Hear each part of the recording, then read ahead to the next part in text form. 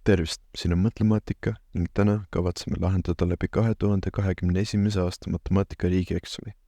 Hoidke silmas, et minu lahenduskäigud võivad erineda sellest, mida teile on õpetatud, aga vastused peaksid meil tulema samad, sest need on kontrollitud Harno Lehe poolt.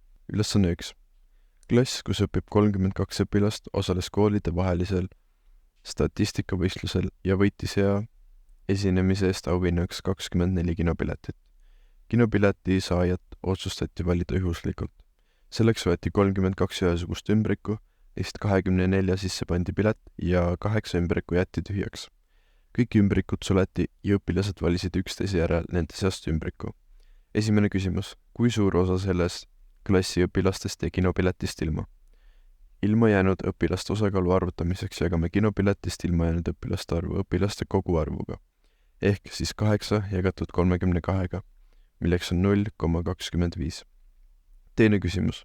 Kui suur on tõenäosus, et esimesena ümbriku võtnud õpilane sai kinopileti? Kokku on 32 ümbriku, millest 24 sisaldavad piletit. Seega tõenäosus, et esimesena ümbriku võtnud õpilane saab kinopileti, on 0,75. Kolmas küsimus. Kui suur on tõenäosus, et nii esimesena kui ka teisena ümbriku võtnud õpilane sai kinopileti? Selleks, et nii esimene kui ka teine õpilane saavad kinopileti, peavad mõlemad valima pileti sisaldava ümbriku. Esimese õpilase tõenäosus saada pilet on 24 32. Kui esimene õpilane sai pileti, on alles 23 piletit ja 31 ümbriku. Seega teise õpilase tõenäosus saada pilet on 23 31.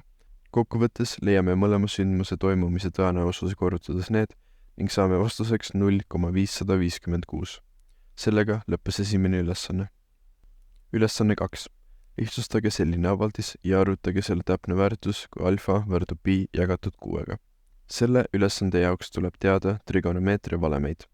Siinus ruut alfa saame kirjutada kui 1 miinus koosinus ruut alfa. Korrutame sulu lahti. 2 miinus 1 teeb 1. Ning selle saame kirjutada kui miinus koosinus 2 alfa, mis saame edasi kirjutada kui miinus koosinus ruut alfa miinus siinus ruut alfa. Siin on sees näha ruudu valemit, kirjutada lahti selle sulgudena. Maha saame tõmmata koosinus alfa miinus siinus alfa, pannes ülevale miinus 1 ning siinus alfa miinus koosinus alfa, pannes sinna asemele 1. Lihtsustatud tehteks jääb koosinus alfa pluss siinus alfa. Nüüd peame alfa väärtuseks panema pi jagatud 6-ga. Pi ehk 180 kraadi jagatud 6-ga teeb 30 kraadi. Edasi saame ruutjuur 3 jagatud 2-ga pluss 1/2. Paneme need ühele murrujoonele ning see on lõppvastus. Sellega lõppes teine ülesanne. Ülesanne 3. Kaubanduskeskusesse minnes oli Maril 1,6 korda rohkem raha kui Annel. Anne kulutas kaubanduskeskuses 48 eurot ehk 60% oma rahast.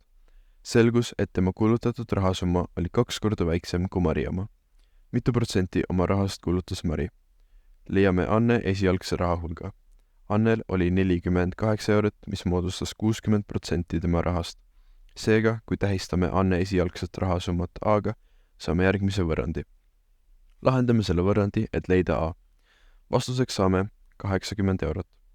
Leiame Mari esialgse raha hulga. Kuna Mari raha oli 1,6 korda suurem kui Anne oma, oli Mari esialgne rahasumma 128 eurot. Leiame Mari kulutatud summa. Ülesandes öeldakse, et Anne kulutatud 48 eurot oli 2 korda väiksem kui Mari kulutatud summa. Seega kulutas Mari 96 eurot. Arvutame, mitu protsenti oma rahast kulutas Mari. Mari kulutas 96 eurot oma algsest 128 eurost.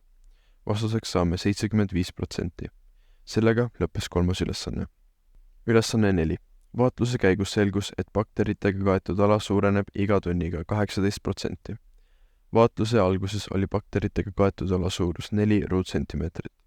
Esimene punkt. Arvutage, kui suur pindala on bakteritega kaetud 3 tunni möödudes. Selle leidmise jaoks kasutame liitprotsendi valemit. Paneme arvud valemisse ning sellest tuleb välja 6,6 ruutsentimeetrit. Teine punkt.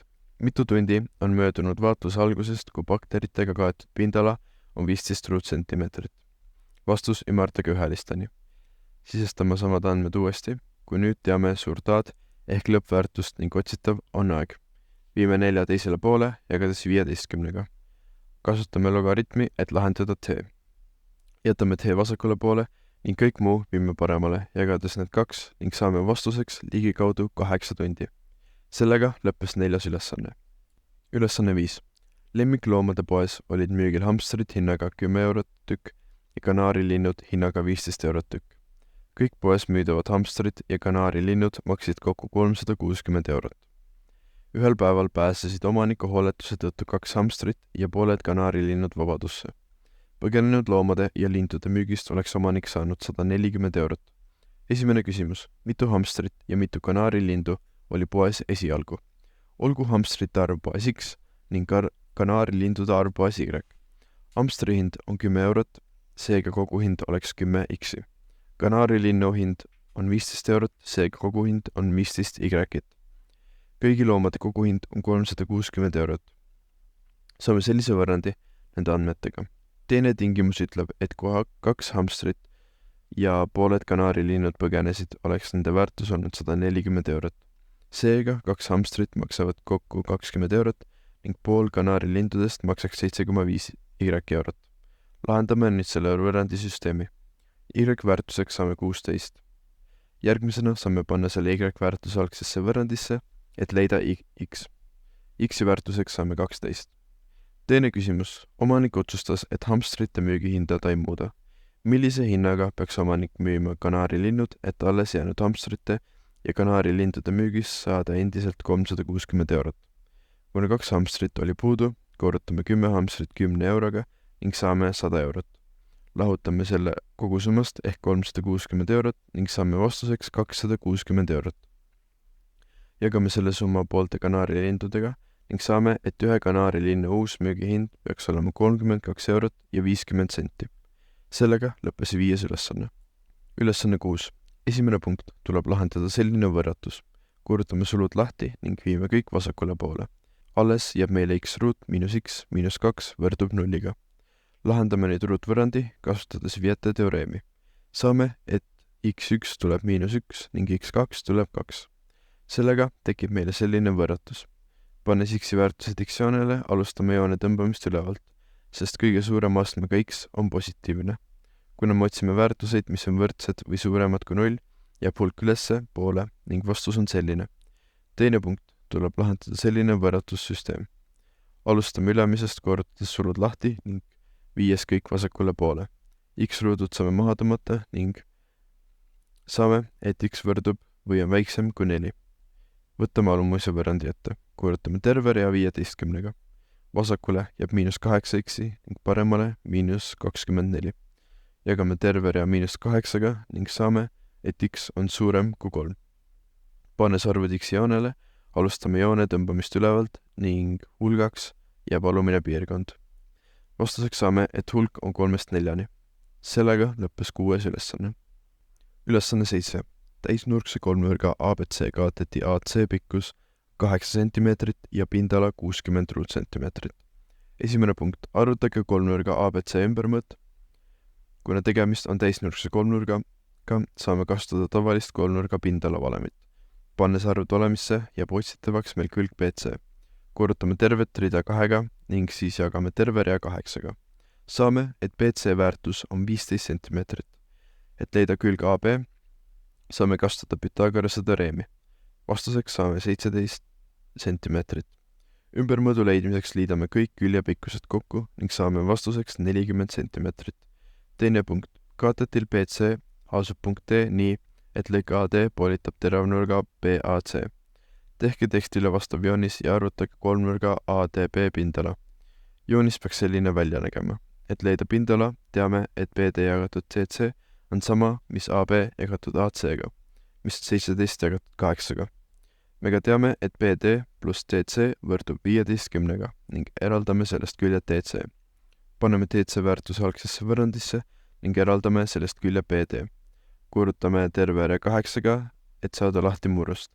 Viime miinus 17 BD vasakule poole. Jagame terve rea 25-ga ning BD vastuseks jääb 10,2 cm. Et leida DC, kasutame eelnevalt tehtud tehet ning saame vastuseks 4,8 sentimeetrit. Paneme arvud pindala valemisse ning saame vastuseks 40,8 ruutsentimeetrit. Sellega lõppes viimane ehk 7. ülesanne. Kui teile meeldis see video ja oli abi, siis kindlasti likeige ning kui teid huvitavad sellised videod, siis kindlasti vaadake üle mu kanal, mul on iga aasta jaoks tehtud üks kitsa ja üks laia riigieksami lahendusvideo. Kuniks järgmise videoni, näeme siis!